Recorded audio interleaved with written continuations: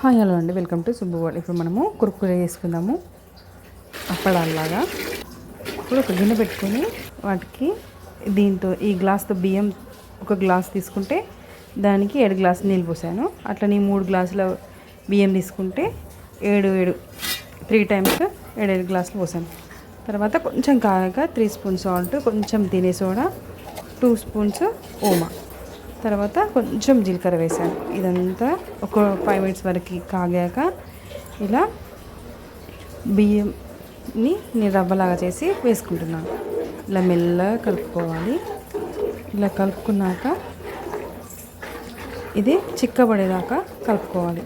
ఇది పక్కకు పెట్టేసి వెళ్ళిపోకూడదు, ఖచ్చితంగా కలుపుతూనే ఉండాలి, లేకపోతే కింద అడుగు మాడుతుంది. ఇలా అయ్యాక పక్క పెట్టేసుకోవాలి. ఇప్పుడు వడియాలు పోసుకుందాము.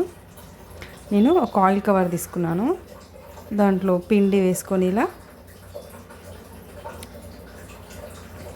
కొంచెం చల్లారాక వేసుకోవాలి, లేకపోతే కాలుతుంది. ఇలా హోల్ చేసుకున్నాను నేను. ఇలా పోసుకోవాలి. పోసుకున్నాక ఒక 2 days పడుతుంది ఖచ్చితంగా వండడానికి. ఇప్పుడు కొంచెమే డ్రై అయింది. ఇలా మెల్లగా తీసుకోవాలి. ఇలా ఒక 2 days అయితే ఖచ్చితంగా ఎండలో ఆరనివ్వాలి, లేకపోతే విరిగిపోతూ ఉంటాయి. ఇలా 2 days ఎండలో ఆరినాక ఇలా ఉంటాయి. చూసారు కదా.